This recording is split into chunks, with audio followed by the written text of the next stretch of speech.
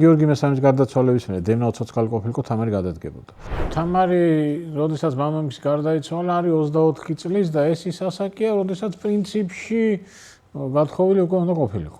თამარს აცნობეს და თამარი პასუხობს ძალიან საინტერესო რამეს. უშვილობა და მემკვიდრე არ არის. ხა წარმოვიდგინეთ იმდროინდელი ფეოდალური საზოგადოების მდგომარეობა და ფიქრი, რომ ქალია ტახტზე. თვითონაც ხო იცოდნენ, რომ ეს არ არის ღირსეული კაცი, არა? ანუ თამარ მეფისთვის ჩამოყავთ მეუღლე, რომელიც იქნება მეფე მეუღლე, კონსორტსაც ეძახიან. დატო გაგზავნის დიდ ვაჭარი. ძალიან სწრაფად უნდათ ამ კაცის ჩამოყვანა. ჩქარობენ. რატო ჩქარობენ? დაუჯერებელი კაცთაგან შევიდა სატანა გულსა სვეუბედურისა რუსის. სოდომური ქცევა. აი იქ რო ეწევა სკვითური წესიო, ეს არის სოდომური ცოდვა. ეხლა ამის მერე ამ კაცის გაჩერება სამეფო კარზე იყო სრულიად წარმოუდგენელი. ესე იგი შეიკრიბა მთელი დასავლეთ საქართველო, მთელი სამხრეთ საქართველო, ერთადერთი კაცის ყვარყვარე ჯაკელის გარდა შეიკრიბნენ გეგუჩი და გეგუჩი გამოაცხადეს გიორგი რუსი მეფედ. გიორგი რუსი მამათმავალი ყოფილიყო, ეს ამდენი ქართველი მხარს დაუჭერდა. კი ბატონო მოატყუა და უთხრა რომ თამარის ბრძანებით შეკრიბეთო, მაგრამ ამ შეკრებილმა ხალხმა რომ დაინახა რომ მეფედ გეგუჩი აცხადებენ გიორგი რუსს რატო არ დაიშალა? რა საინტერესოა კაცო, ესე იგი აჯახდნენ მეფის ტახტიდან გადაყენება უნდათ. ეხლა მოლაპარაკებებზე მიდიან და პირველი იმას კი არ ითხოვენ ჩვენ არ დაგვსაჯოთ და არაფერი არ გვიქნათ. პირველი ითხოვენ ეს კაცი გავუშვით. როგორ შევაფასოთ თამარის მეფობა აი ამ ყველაფრის გათვალისწინებით? იყო ისეთი დიდი ძლიერი როგორ ჩვენ წარმოგვიდგენია?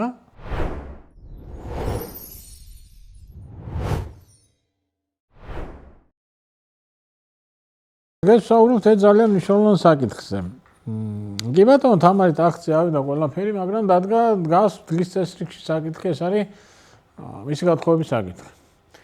ერთ-ერთი ჩვენ წინა საუბრისას გითხარით კიდეც, რომ ცოტა უცნაურია, რომ არანაირი ცნობა არ აქვს, რომ გიორგი მესამე ფიქრობდა რამეს კონკრეტულ თამარის გათხოვებასთან დაკავშირებით. იმიტომ რომ თამარი, როდესაც მამამისი გარდაიცვალა, არის 24 წლის და ეს ის ასაკია, როდესაც პრინციპში გათხოვილი უკვე უნდა ყოფილიყო. არ ვიცი, შეიძლება იყო ამაზე საუბარი სამეფო კარზე, შეიძლება გიორგი მესამე რაღაცებს ფიქრობდა და უბრალოდ ისტორიკოსმა ან არ იცოდა, არ შემოგვინახა.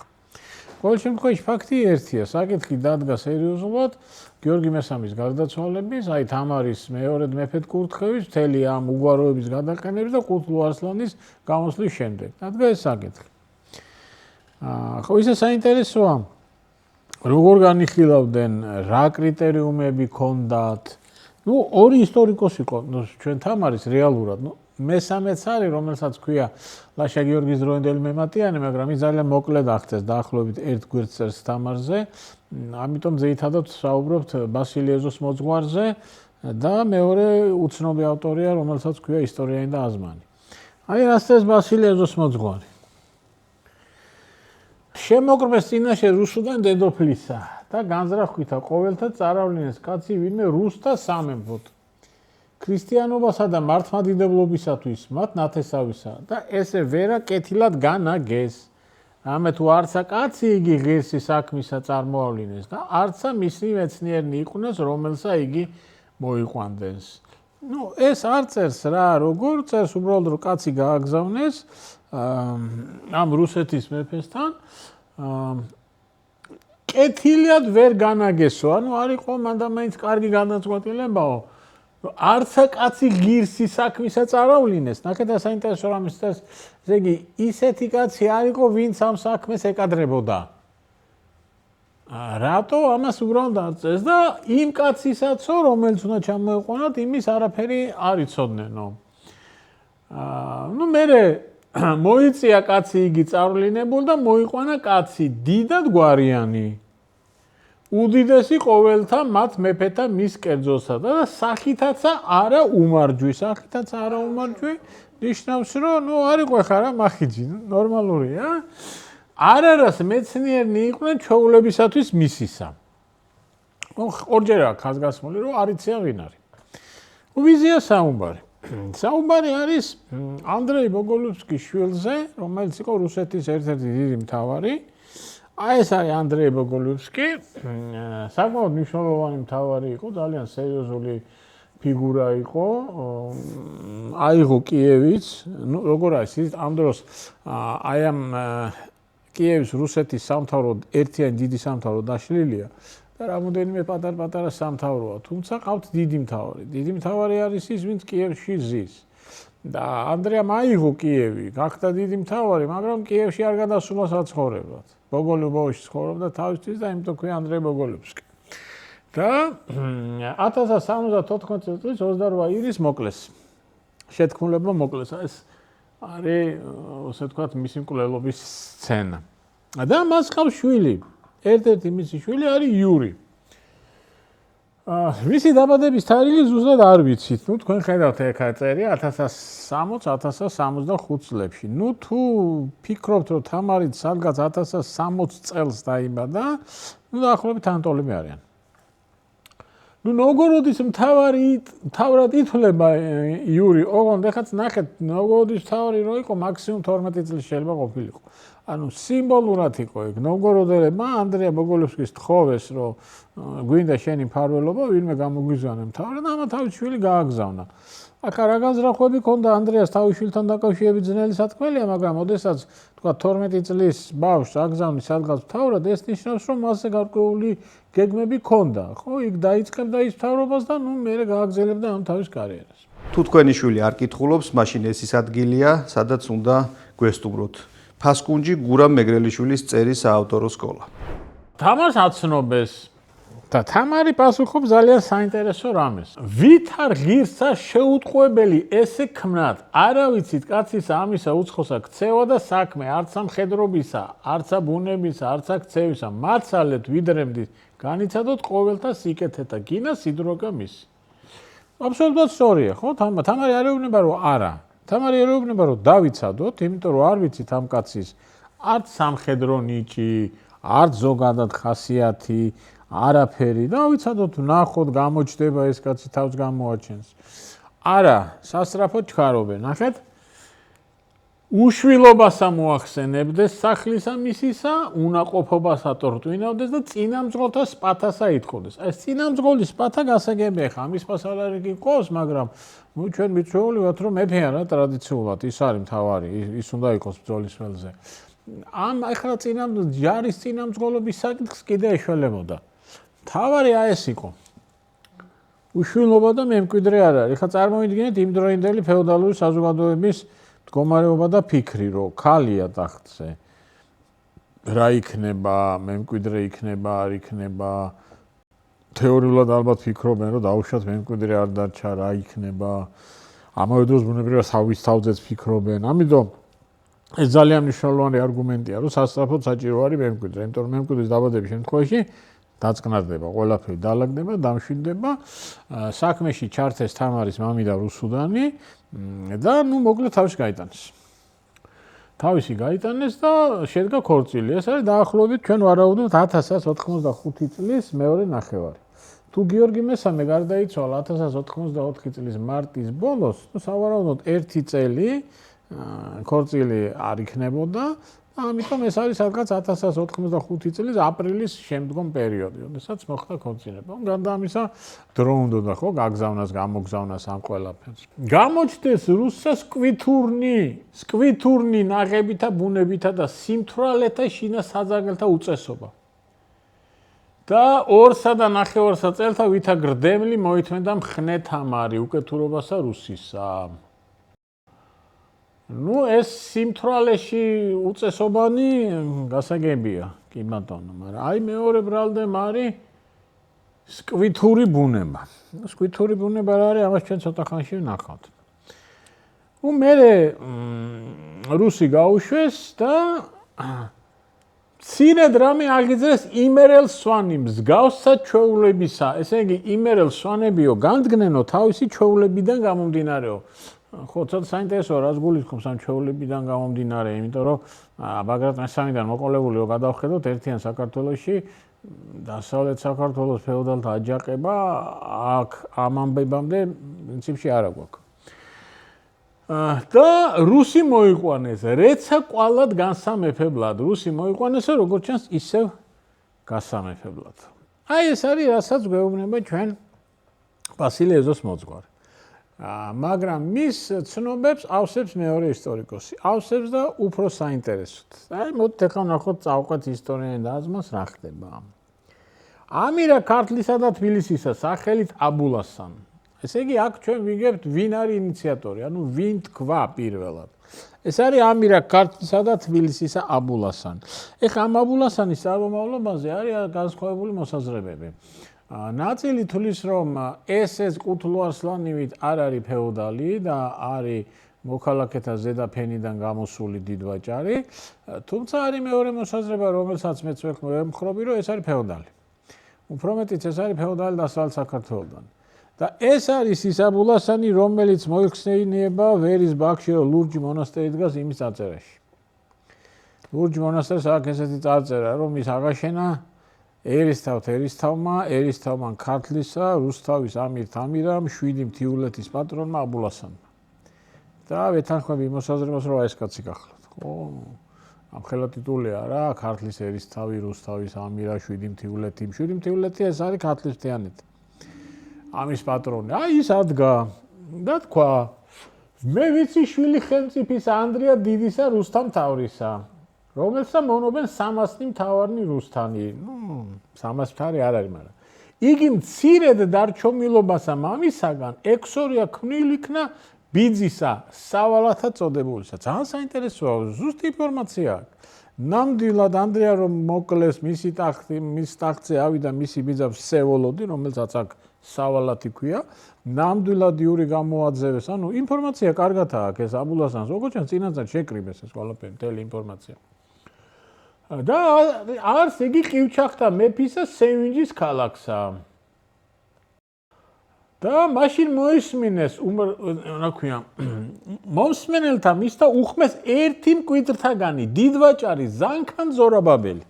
აი გახსოვთ ბასილი რას წერდა, რომ არაღირსეული კაცი გაგზავნესო. ანუ არისო ისეთი კაცი, რომელსაც ეს საქმე შეეფერებოდა, მაგრამ აი ეს ასახელებს, ეს არის დიდვაჭარი ზანქან ზორაბაბელი. ებრაელია სავარაუდოდ გამომდინარე თავისი სახელიდან. დიდვაჭარი. ახლა დიდვაჭარი სოციალურ კიბეზე უტოლდებოდა სადღაც აზნაურს. აი რომ წარმოვიდგინოთ, დიდებული, მერე მოდიოდა ციხიანი აზნაური, მერე მოდიოდა უციხო აზნაური, აი სადღაც უციხო აზნაურის დონეზე არის დიდვაჭარი. ანუ მანდა მაინც ელიტა არ არის. ახლა აქ დგება ერთი მთავარი საკითხი. რატო გაგზავნეს ეს კაცი? თვითონაც ხო იცოდნენ, რომ ეს არ არის ღირსეული კაცი, არა? ანუ თამარ მეფისთვის ჩამოყავთ მეუღლე, რომელიც იქნება მეფე მეუღლე, კონსორტსაც ეძახიან. რატო გაგზავნეს დიდვაჭარი? ხო, გასაგებია დიდვაჭარი შეიძლება ყოფილიყო მეგზური, იმიტომ რომ გზა იცის, როგორც ჩანს იმ ხარეში დადიოდა, ვაჭრობდა, ხალხსაც იცნობს. მაგრამ რატო? არის ამისი ორი ახსნა. რა გითხრათ ახლა? პირველი ახსნა არის, რომელიც მე არ მიმაჩნია მანდა მაინც მისაღება, თუმცა ეს მოსაზრება არსებობს. ქართველებს ეშინიათ, რომ შეიძლება იური მოარი გვითხრას. ჩვენ კი თავაზობთ წამოდი, მაგრამ ის წამოვათვარე ჩვენ ხო არ ვიცით. ამიტომ თავი დაიზგვეს ქართველებმა. ეხლა იქ მაგდამაის დიდი დელეგაცია რო გაგვეშვას არზეიმით, ყველაფრით მივედით და იმან გითხრა რომ არა. არ შევით. ხო, აი ეს არის ერთი ახსნა. თუმცა რა გითხრათ, იცით, მე მგონი ამის საფრთხე ნაკლები იყო ეს. იქიდან გამომდინარე, რასაც აბულასანი საუბრობს, მათ ეს სავარაუდოდ წინასწარ მოფიქრებული ჰქონდათ. შესაძლოა წინასწარ რაღაცა დაზვერილიც ჰქონდათ. გარდა ამისა, ასეთ შესანიშნავ წინადადებაზე იურის უარი რატო უნდა ეთქვა. მე უფრო რეალურად მიმაჩნია მეორე მოსაზრება. ამ ნაბიჯით დასაწყისიდანვე ქართველებმა, უბრალოდ იმ ჯგუფმა, ვინც გადაწყვიტა იური რუსის ჩამოყვანა, მას მიანიშნა, რომ შენ კი ხარ მამა შენი შვილი და კი თავის დროზე თავარიც იყავი, მაგრამ ამ წუთში შენ ბევრსაებს არ წარმოადგენ რა. აი რაც ხარ, იმ კაცს გიგზავნით. ანუ თავიდანვე უთხრეს, სად იქნებოდა მისი ადგილი, ხო? მე ეს უფრო მიმაჩნია რეალურად. თუმცა რა შეიძლება კიდევ სხვა რაღაც არსებობდა. სწრაფ სრულმან ცვალებითაც ცხენთა. ანუ იმდენად სწრაფად წავიდა, რომ ცხენებს სულდა გზაში. ეხლა მალემსრბოლი დღეში გადიოდა სადღაც 120 კილომეტრს. ჩვეულებრივად ცხენოსანი გადიოდა 55-60 კილომეტრს, ხო? ეხლა გაცილებით 20 ცხენებს თვლი უფრო, ანუ ძალიან სწრაფად უნდა ამ კაცის ჩამოყვანა. ჩქარობენ. რატო ჩქარობენ? არ ვიცით, შეიძლება იმიტომ რომ სხვებიც არიან, ვისაც სხვა კანდიდატურები ყავთ. ეს არ იყო ერთ-ერთი კანდიდატურა. იყო ბიზანტიის საიმპერატორო კარის წარმომადგენლის ალექსის კანდიდატურა. იყო კიდე სხვა კანდიდატურები, მაგალითად ძალიან ცნობილი ქართველი მეცნიერი გივი ჟორდანია თვლიდა, რომ ერთ-ერთი კანდიდატი შესაძლოა ყოფილიყო ფრიდრიხ ბარბაროსას ვაჟი. საღვთო რომის იმპერატორის ცნობილი ფრიდრიხ ბარბაროსას ვაჟი. არის განსხვავებული მოსაზრებაც, მაგრამ ესეთი ვერსია, კანდიდატები ნამდვილად ბევრი იქნებოდნენ და ყველას თავის მომხრე ყავს. როგორც ჩანს, ესენი ჩქარობენ, რომ ეხლა სწრაფად გააკეთონ ეს საქმე. მოიყვანა მოყმე სახეკეკლუცი.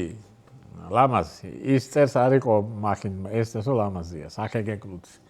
სრული ანაგებით, ფიზიკურად კარგი, ჭრეთთა განსაჩინებელი გვარიშვილობით. ამისთა მნახველთა და გამომცდელთა პატრიარქმა დიდებულ და აი ამის მნახველებმა მე უთხრესო თამარსო, რომ ესა რა ქვია, უნდა დაიწერო ჯვარი. აქ არ წერია თამარი რომ წინააღმდეგი იყო, აქ წერია რომ ქორწინება შედგა და რა ხდება? გავიდა თბილისიდან მეფე რუსთა და უფროსღა აფხაზთა. ილაშქრეს ქვეყანასა კარისა და კარნიფორისასა. მოარბიეს ბასიანამდე გამარჯვებულნი და აღხსებულნი შემოიქცეს და მოვიდეს წინაშე პატრონისა. ხო, მოაწყეს ლაშქრობა, ეს კაცი წავიდა, როგორც ჩანს, სარდლად და ლაშქრობა დამთავრდა წარმატებულად. ყველაფერი კარგად არის. ფიზიკურად არაფერი დაეწონება, გვარიშვილობას ვერ დაუწუნებთ, რელიგია პრობლემა არ არის მართლმადიდებელია, აგერ ილაშქრეს, ყველაფერი კარგად არის. ყველაფერი კარგად არის, მაგრამ მოხდა რა? ესე ვითარცა მშვიდობასა, მარჯვებასა, ზეობასა შემოვიდა უცხო რამე უმსგავსი საქმე, შეუმსგავსებელი, დაუჯერებელი კაცთაგან, შევიდა სატანა გულსასვე უბედურისა რუსის. შალვა დადიანმა რომ დაწერა თავისი რომანი ამ ამბებზე, დაარქვა უბედური რუსი. მაგრამ ამ სათავით არ დაბეჭდეს. იმიტომ რომ არ შეიძლებოდა რუსი ყოფილიყო უბედური. ამიტომ სათაური შეაცვლენეს და დააწერეს დაბეჭდეს როგორც გიორგი რუსი. მერე უკვე 90-იან წლებში ხელახლა დაიბეჭდა და უკვე გამოვიდა სათაურით უბედური რუსი. ეხლა რა არის ეს სატანა რო შევიდა? სოდომური ქცევა. აი იქ რო ეწევა სკვითური წესიო, ეს არის სოდომური ცოდვა. ამათ მადლობა. ეხლა ამის მერე ამ კაცის გაჩერება სამეფო კარზე იყო სრულიად წარმოუდგენელი. და 20 წელს მერე, თუ ეს არის 1185 წლის მეორე ნახევარში თუ შედგა ქორწინება, სადღაც 1187 წლის ბოლოს, 88 წლის დასაწყისში მოხდა განქორწინება. და ეს კაცი გაუშვეს. წავიდა კონსტანტინოპოლიდან და გაუშვეს. მაგრამ ამით არაფერი არ დამთავრდა. მერე თამარი გათხოვდა მეორედ დავით სოსლანზე. მაგრამ მოხდა რა? ეს კაცი დააბრუნეს. დაახლოებით 1191 წელს, ზოგი ვარაუდობს 1199 წელს, ეხლა ამ შემთხვევაში ჩვენთვის ამას მნიშვნელობა არ აქვს. ეს კაცი საქართველოში ჩამოიყვანეს. ვინ მიემხრო ამ კაცს? ძალიან საინტერესოა. გუზანი პატრონი კლარჯეთის და შავშეთის. კლარჯეთი, შავშეთი. ბოცო სამცხის პასალარი. სამცხის პასალარს ემორჩილება მთელი სამხრეთ საქართველო. ვარდან დადიანი, ლიქს მსახურთ უხუცესი, ლიქს აქეთ პატრონი ორმეთის კანის, ლიქს იქით ნიკოფსიის. და შეყარა და აქ ჩამოთვლილია მხარეები. სვანეთი, აფხაზეთი, ეგრისი, სამოქალაქო, გურია, აჭარა, მთელი დასავლეთ საქართველო. შეიკრიბა გეგუთში. ესე იგი, შეიკრიბა მთელი დასავლეთ საქართველო. მთელი სამხრეთ საქართველო ერთადერთი კაცის ყვარყვარე ჯაყელის გარდა შეიკრიბნენ გეგუთში და გეგუთში გამოაცხადეს გიორგი რუსი მეფედ. ეხლა ისტორიკოსი საინტერესო რამეს წესო, ვარდინ დადიანმაო რეცა პატრონისა წადილითა, თითქოს პატრონის ნებითო შეკრიბა ეს ფეოდალებია. ანუ რას ამბობს იცით ისტორიკოსი, რომ ვარდან დადიანმა ესენი მოტყუებით შეკრიბა. უთხრაო თამარის ბრძანებით კრებთო. კი ბატონო მოატყუა და უთხრაო თამარის ბრძანებით შეკრიბეთო, მაგრამ ამ შეკრებილმა ხალხმა რომ დაინახა, რომ მეფედ გეგუთში აცხადებენ გიორგიუსს, რატო არ დაიშალა? იმიტომ არ დაიშალა, რომ არ იყვნენ თამარის ბრძანებით შეკრებილი, ისინი არ მოუტყუებიათ. ისტორიკოსი ცდილობს ახსნას, რატო ყავს ამდენი მომხრე გიორგი რუსი. ხო უნდა ამას ახსნა, რომ მთელი დასავლეთ და სამხრეთ საქართველოს ემხრობა ამ კაცს. როგორ გინდა ეს ახსნა? ახსნის ამით, რომ ვარდანმა მოიტყუა. გაუგზავნა წერილები, რომ თამარი გიბარებს და შეკრიბა. კი ბატონო, წავყვეთ მემატიანის ამ ლოგიკას, მაგრამ მაშინ გაგვიჩნდება კითხვა. კი, მაგრამ როდესაც ამ მოტყუებით შეკრებილმა ხალხმა დაინახა, რომ ეს კაცი მეფედ გამოაცხადეს, რატო არ წავიდნენ სახლში? რატო დაიძრნენ ორ ნაწილად გაყოფილები, ერთი ლიხისკენს გადმოვიდნენ და გორისკენ წამოვიდნენ და მეორემ გადაიერა რკინის და აბასთუმნისკენ დაიძრა. იმიტომ რომ არ არიან მოტყუებით შეკრებილი, იმიტომ რომ იციან რა უნდათ. თამარი გადაარჩინა აღმოსავლეთ საქართველოს. და გადაარჩინა 4 კაცმა პრინციპში, ალბათ. ზაქარია და ივანე მხარგრძელებმა, ძმებმა ახალციხელებმა და ჭიაბერმა. ამას ჩვენ ისევ ამბობთ ხოლმე და ეს სამოქალაქო ომია. ორად არის გაყოფილი. იქით ერთი ნაწილი თავისი მეფით, გიორგით, რომელიც მიზანი არის, მათ მიზანია ჩამოიყვანონ ეს კაც თბილისში დასვან. ნუ თამარს ალბათ დატოვებდნენ. არ მგონია ხა თამარი თქვა გამარჯვების შემთხვევაში მონაზვნად არ ეკეცათ. და ვინმე სხვა ცოლი მოიყვანათ გიორგისთვის, ეს არ აწყობდათ, იმიტომ ლეგიტიმაციას კარგავს. თამარს ალბათ დატოვებდნენ სამეფო კარზე, მაგრამ არავინ აფსარ შეეკითხებოდა, ეს კაც იქნებოდა მეფე. აქეთ თამარი თავისი მომხრეებით. ნუ სავარაუდოდ მე ვფიქრობ, ალბათ მაინც ზაქარიას და შალვა ახალციხელის მხედართმთავრმა ნიჭმა გადაწყვიტა ალბათ ყველაფერი და თამარმა ტახტი შეინარჩუნა. საინტერესო რა არის ის, როდესაც დამარცხდნენ ეს გიორგის რუსის მომხრეები, ითხოვეს, რომ თამარის მამიდა მოვიდესო. კათოლიკოსი მოვიდესო, ხატები მოიტანოსო და ერთი პირობა გვაქვსო. გიორგი რუს ხელი არ ახლოთ. ეს კაცი გაუშვით საქართველოდან. რა საინტერესოა, კაცო, ესე იგი აჯახდნენ, მეფის ტახტიდან გადაყენება უნდათ. ეხლა მოლაპარაკებებზე მიდიან და პირველი იმას კი არ ითხოვენ, ჩვენ არ დავგვსაჯოთ და არაფერი არ გვიქნათ. პირველი ითხოვენ ეს კაცს გაუშვით. ამ კაცს არაფერი არ დაუშავოთ, ხელიდან ხელი არ ახლოთ. და ხო, ეს პირობა შედგა, ეს კაცი წავიდა. მერე იცით თქვენ მეორეჯერ ბრუნდება, მაგრამ უკვე არავინ აღარ აკავს მომხრეები არაფერი და რა ქვია, ჰერეთის უფრო ზუსტად ხორნაბუჯის პატრონი სალგერ მახატლიძე და ამარცხებს მარტო მას და მერე ეს კაც საერთოდ იკარგება. ეს არის რასაც ისტორიკოსები აღწერენ, მაგრამ ამის იქით ეხლა არის ძალიან ბევრი კითხვა, რომელზეც ჩვენ მოგვიწევს ეხლა პასუხის გაცემა. პირველი დავიწყოთ იქიდან, რატო შეირჩა ეს კაცი? რატო შეირჩა ეს კაცი? არაფერი ამ კაცს არ აქვს. შანსი იმისა, რომ ეს ოდესმე რამეს დაიბრუნებს იქ რუსეთში გამორიცხულია და არც აწყობდათ ახლა დაებრუნებინა რა. რატო შეარჩიეს? ჯარი არ აქვს, ქონება არ აქვს, გავლენა არ აქვს. ნუ შეარჩიეს სავარაუდოდ, იმიტომ რომ ასეთი უნდათ. ხო, მასზე გავლენა ექნებოდათ. და ვის რა სჭირდება გიორგი რუსიზე გავლენა? გიორგი რუსიზე გავლენა არ სჭირდება. გიორგი რუსის მეშვეობით გავლენა უნდა მოვახდინოთ თამარს. ეს არის, რასაც ყველანი ვიმეორებთ. და ეს ნამდვილად ესია, მაგრამ არის კიდე ერთი მომენტი. ზოგადად უნდათ ისეთი, ვისაც დიდი სამეფოს წარმომადგენელია და მამა ყავს იმპერატორი ან მეფე. იქნებ ზოგადად პრინციპი ქონდათ, ესეთი არ გვინდა. მეორე ქმარიცხო ესე შეარჩიეს. იმას არაფერი არ აქვს. ნუ არაფერი როგორ არ აქვს, მაგრამ ახლა შედარებით ბიზანტიის იმპერატორის წარმომადგენელთან, საღვთო რომის იმპერიის წარმომადგენელთან არაფერი არ აქვს. იქნებ ეს პრინციპი იყო, იმიტომ რომ არის შიში. რომ ვიღაცა ჩვენ რომ მოვიყვანოთ ეხლა დიდი სახელმწიფოდან, ის დაიწყებს აქ თავისი ინტერესების გატარებას. ჩამოვაქ თავისი ამალით, თავისი გავლენიანი ხალხით. გვინდა ეს? ზოგადად, ამიტომ მე ვფიქრობ, რა თქმა უნდა, ის ჯგუფი აბულასანის მეთაურობით, თქვათ, ვისაც ჩამოყავთ, იმიტომ რომ უნდათ ესეთი კაცი და ესეთ კაცს უფრო ადვილად გამოიყენებენ, მაგრამ არც ის უნდა გამოვიწყოთ, რომ ზოგადად ესეთი მიდგომა ქონდათ, რომ ჩვენ არ გვჭირდება ადამიანი, რომელსაც ექნება რაღაცის პრეტენზია, რომელსაც ეყოლება აქ თავისი ამალა. საქმე რა შეიცით ისტორია მიცი შემთხვევები, როდესაც დინასტია დინასტია მამაკაცის ხაზით წყდება, ანუ ის რაც მოხდა, თქვა ბაგრატიონებთან, დევნო უფლისწულის დაჟის მერე ვიღაცა მოყავთ, ამ მოქმედი დინასტიის ქალი მიყვება ცოლად, ოღონდ მეფე ხდება მოყვანილი სიძე. არის ისტორიაში არის მაგალითები. აი ეს არ გვინდოდა ჩვენ, ეს არ უნდათ ამათ. ამათ უნდა თამარი დარჩენილიყო პირველ ნომრად. ამიტომ შეარჩიეს, კი ბატონო, შეარჩიეს, ჩამოიყვანეს, მოიყვანეს.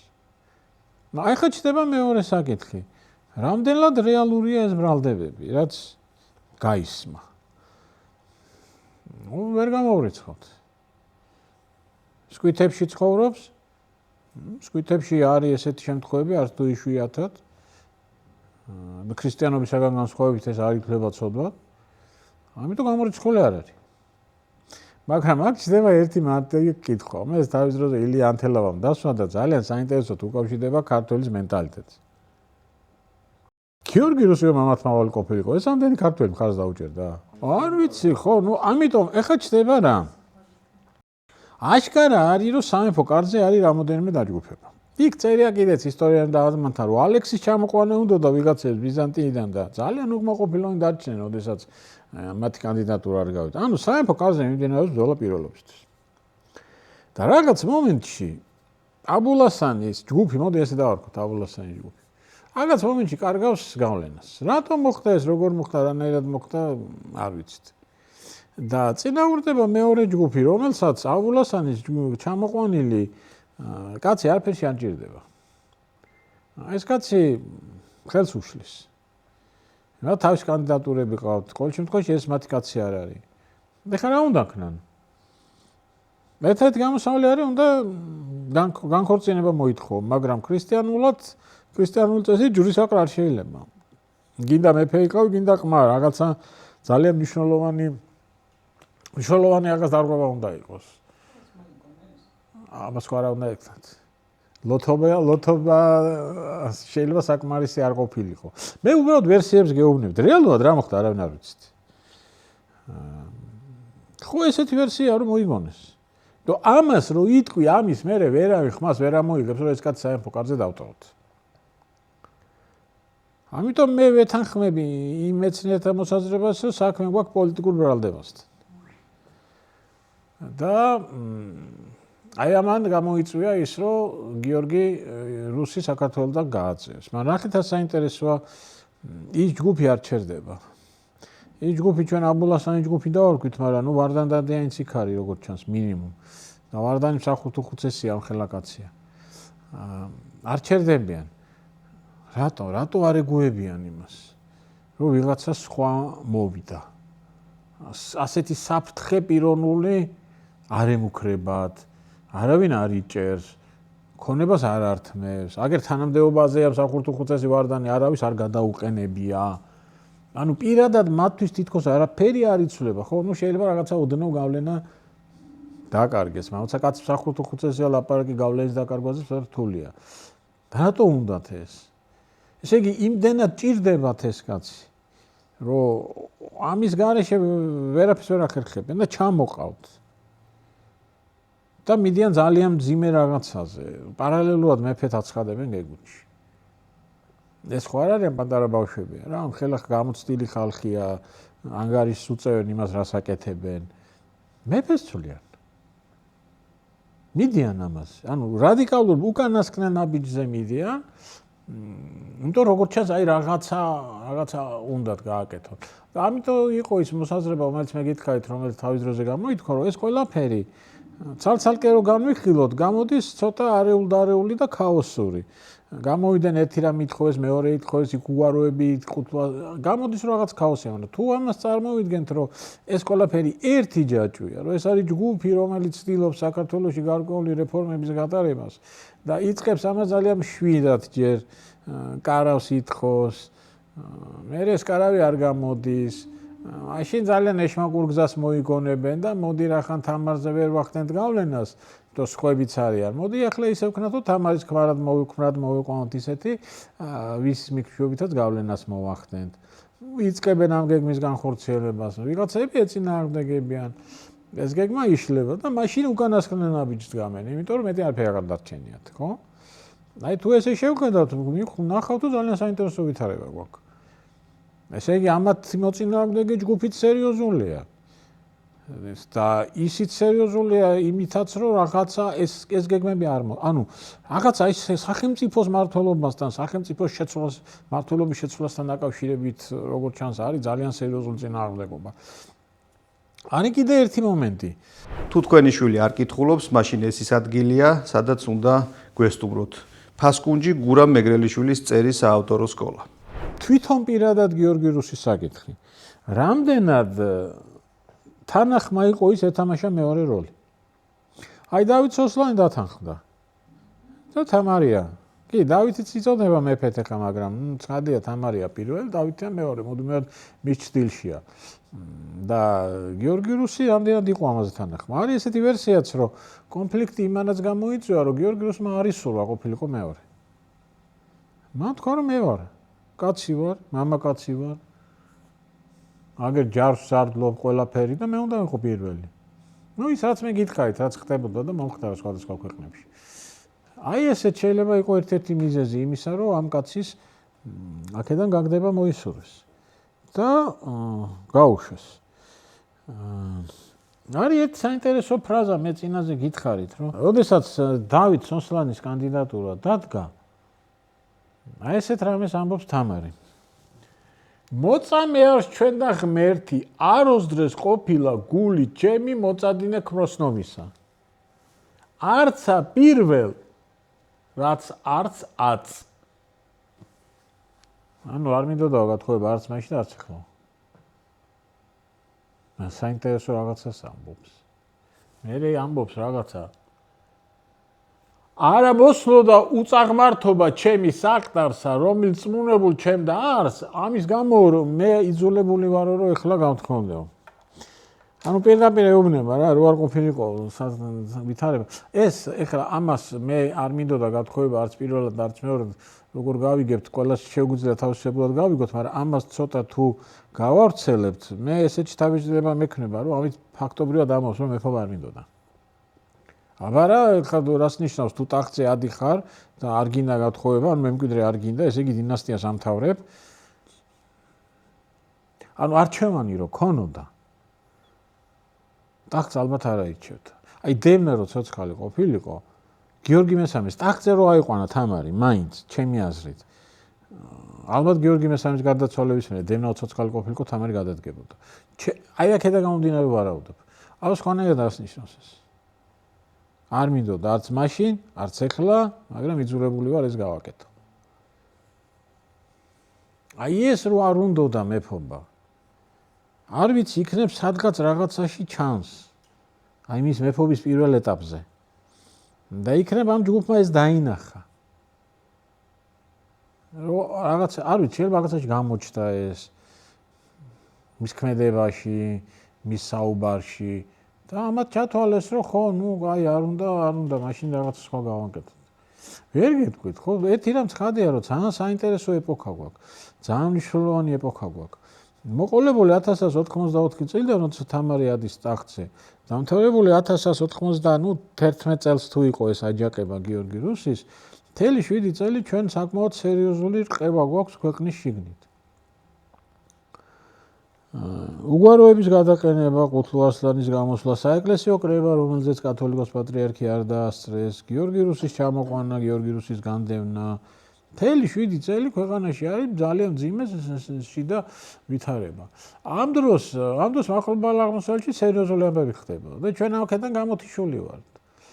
კერძოდ 1187 წელს სალადინმა აიღო იერუსალიმი. და დაიწყო მესამე ჯვაროსნული ლაშქრობა, თავის ფრედერიკ ბარბაროსათი, რიჩარდ ლონგული და ფილიპე მეორე ოგიუსტით. მე იმას კი არ ვამბობ, რომ ჩვენ რო არ ყოფილიყავით დაკავებული საშინაო საქმეებით, სალადინი იერუსალიმს არ აიღებდა და ეხლა ჩვენ გავარდებოდით და დავიცავდით. მაგრამ არავინ როგორ გამთავრდებოდა მოვლენები, ჩვენ ამ დროს არ ყოფილიყავით დაკავებული საშინაო პრობლემებით. იერუსალიმი 1000 შორს იყო ჩვენგან. და ჩვენ ყოველთვის გვაინტერესებდა იერუსალიმი და საქართველოს ეს მე თამარის მეფობაშიც გამოჩნდება საქართველოს ექსპანსია სამხრეთით იყო მიმართული. ჩვენ სამხრეთით და სამხრეთით მივიწევთ. აბა დასავლეთით და აღმოსავლეთით ზღვა გვაქვს, ჩრდილოეთით კავკასიონის ქედია და უბრალოდ სხვა მიმართულება არ გვაქვს. და მე ხლათამდე ჩავდივართ, ეგ ხლათ ივანის ტბასთან არის. ხო? აი რო არა ეს საშინაო ვითარებები, შეიძლება ჩვენ არ ვიცი, ეს აქტიური საგარეო პოლიტიკა სამხრეთით მიმართული უფრო ადრე დაგვეწყო. არ ვიცი, ყოველ შემთხვევაში ფაქტია, რომ ამის გამო ჩვენ გამოთიშულები ვართ. ეხლა დგება კიდე ერთი საინტერესო საკითხი. როგორ შევაფასოთ თამარის მეფობა აი ამ ყველაფრის გათვალისწინებით? იყო ისეთი დიდი ძლიერი, როგორ ჩვენ წარმოგვიდგენია? მაშინ რას ნიშნავს ეს მთელი 7 წელი? ხო, მე ვამბობ ხოლმე, რომ პირიქით ეს 7 წელი მართლა მიუთითებს, რომ ძალიან ჭკვიანი იყო. ძალიან გონიერი იყო. და მიუთითებს იმაზე, რომ შეძლო ძალიან რთული ვითარებას გამკლავებოდა. შეიძლება ბევრ მამაკაცს გაჭირვებოდა ამ ყველაფრიდან გამოსვლა. და გამოვიდა მინიმალური დანაკარგით, ფაქტობრივად უდანაკარგოთ. ტახტით შეინარჩუნა, ქვეყნის ერთიანობა შეინარჩუნა, მმართველობის სისტემა შეინარჩუნა. და ფაქტობრივად ანანაირად, რაღაც დათმობებზე ალბათ წავიდა პატარაზე, მაგრამ რეალურად ყველაფერი შეინარჩუნა. ხო, იმიტომ რომ მართლა ძალიან მაგარი იყო, მართლა ძალიან ძლიერი იყო. და ძალიან რთულ პერიოდში მოუწია მეფობის დაწყება. ეს ჩვენ თამართან დაკავშირებით მარტო ბასიანი შამქორი და ის გვახსენდება, რა ქვია, ირანში ლაშქრობა, მაგრამ დასაწყისი ძალიან მძიმე ქონდა, ძალიან რთული ქონდა. მაგრამ კიდევ ერთხელ მე მინდა დაუბრუნდე აი იმ საკითხს. როდესაც გიორგი მესამის გარდაცვალებაზე ვისაუბრეთ, ჩვენ დავასახელეთ იქ რამოდენიმე პიროვნება. მიქაელ მთავარი კათოლიკოს პატრიარქი მიქაელი, მეჭურჭრეთუ ხუცესი ყუთლუ არსლანი, ვარდან დადიანი, რომელიც მაშინ ჩუქჩარხი იყო და ვერ მსახურთუ ხუცესი გახდა. და მთავარი კითხვა, რომელზეც პასუხის გაცემა ისტორიკოსებს ძალიან გვიჭირს, რა ხდება? ეს გიორგი მესამის ერთგული ხალხი რატო გამოდის ესე მიზანმიმართულად თამარის მეფობის წინააღმდეგ? რას ხედავენ? რა საშიშროებას ხედავენ ასეც? და ეს ხალხი არ არის საკუთარი პრივილეგიებისათვის მებრძოლი. ნუ რა ვიცი ახლა, რა თქმა უნდა, ადამიანს მეტი და მეტი უნდა, მაგრამ აი აგერ წერია ვარდან დადიანი, მსახურთუ ხუცესი, ლიხს აქეთ პატრონი ორბეთის და კაენის, ლიხს იქით ნიკოფსიამდე უცილებლად ქონებისა. ახლა მეტი რაღა უნდა, მეფობა ხო აღარ უნდა რა. ანუ პიროვნული პრობლემა ამ ხალხს არ აქვს. აბულასანი არის და აგერ ამირა ქართლისა, თბილისისა და გავიხსენეთ ლურჯი მონასტრის წარწერა რამხელა თანამდებობები აქვს. ანუ ეს სერიოზული ხალხია, მაღალი თანამდებობები აქვს, ყველაფერი აქვს. ანუ მე უფრო რატო გეუბნებით ამას? მე უფრო იქითკენ ვიქნები, რომ ამ ხალხს არ აქვს მანდამენტ პირადი განდიდების სურვილი. შეიძლება ეს ისე რა, მერე ვთქვათ, მაგრამ ეს არ არის მთავარი. ამათთვის მთავარი არის როგორც ჩანს ის რაც ხდება სახელმწიფოში. და ამას ხვდებიან ისინი. და მერე ეს ყველაფერი გამოჩნდება. როდესაც ჩვენ ძალიან მძიმე მდგომარეობაში აღმოჩნდებით. არ გულისხმობ მარტო მონღოლებს. თუმცა მონღოლებთან მარცხიც უკვე ძალიან ის იყო ნიშანდობლივი. კი ბატონო, მონღოლები ბრწყინვალე მეომრები იყვნენ და საუკეთესო მეორნები იყვნენ და სრულიად ახალი საბრძოლო ტაქტიკა ჰქონდათ და რა ვიცი, თითქმის ვერავინ ვერ გააჩერა, მაგრამ ასე სამი ბრძოლის წაგება 20,000 მონღოლთან, 20 მოგებული გაქვს ბასიანი, შამქორი, ნახევარი ირანში ნალაშქრები ხარ, არ ვიცი, რაღაცაზე მიუთითებს ეს ყველაფერი. ის რაც მე ხდება კონფლიქტი ლაშა გიორგისა და აი ამ ვაზირებს შორის აშკარად რაღაცა თაობათა იმას გავს კონფლიქტს, მე უკვე ყველაფერი ირევა. აი ეს ყველაფერი იქნება ეს ყველაფერი ამის ნიშნები იგები იყო. გასაგებია ჩვენ ახლა ისტორიას აღვადგენთ იმის მიხედვით, რაც გვაქვს. თამარის ორი ისტორიკოსის მიხედვით, რომლებისთვისაც ყველაფერი, რაც თამარის საწინააღმდეგოდ ხდება, არის ცუდი და მიუღებელი. სრულად გასაგებია მათი პოზიცია და ისინი ასე გვაჩვენებენ ამას, მაგრამ აი შიგადაშიგ რაღაცეები არ ვიცი, გაეპარებათ მიზანმიმართულად, ალბათ უფრო მაინც გაეპარებათ ხოლმე ეს რაღაცეები, რომ მანდამენტს კარგად იქარფერი არის. ასე რომ ეს ყველაფერი, რაც თამარის დროს ხდება, ეს გიორგი რუსიც არ არის ესე მარტივად, რომ სოდომური ცოდვა ქონდა და ამიტომ გააძევეს და ის სერიოზული პოლიტიკური დაპირისპირება. სერიოზული პოლიტიკური ბრძოლა არის სახელმწიფოს მომავალზე, სახელმწიფოს მმართველობის ფორმებზე. და კიდევ ერთხელ გავიმეორებ, ისტორია არის ის, რაც მოხდა და რა მოხდებოდა არავინ არ იცის, მაგრამ აი ისე რომ წასულიყო მოვლენები როგორც წავიდა, ალბათ რაღაცა სხვას მივიღებდით. ეხლა არავინ არ იცის, კარგი იქნება თუ ცუდი იქნება და შეიძლება უარესი ყოფილიყო. მაგრამ სხვას მივიღებდით და ის რაც მე ერთხელაც გითხარით, ყოველთვის, როდესაც ჩვენ საუბრობთ თამარის მეფობასთან დაკავშირებით და ოდნავ კითხვაც კი გვიჩნდება, რომ აი სხვას რო გაეკეთებინა, სხვანაირად რო ყოფილიყო. აი თქვა გიორგი რუსი რო გვეგუთიდან გადმოეყვანა თბილისში და მეფედ დაესვათ.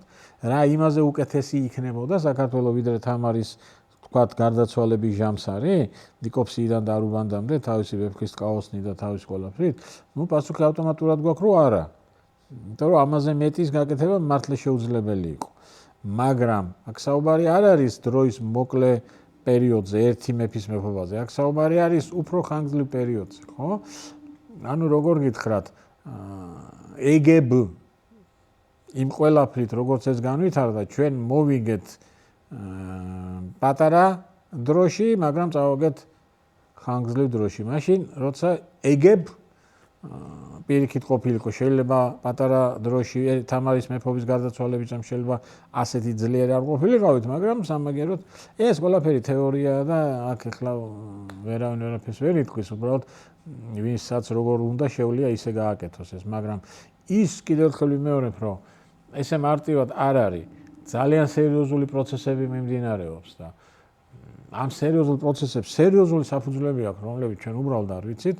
აი, ჩემის აზრით ეს მგონი ესე არის და ამ გიორგი რუსის ისტორიაც ამ ერთ-ერთი ნაწილია იმ ყველაფრისა, რაც თამარის მეფობაში ხდებოდა, ხო?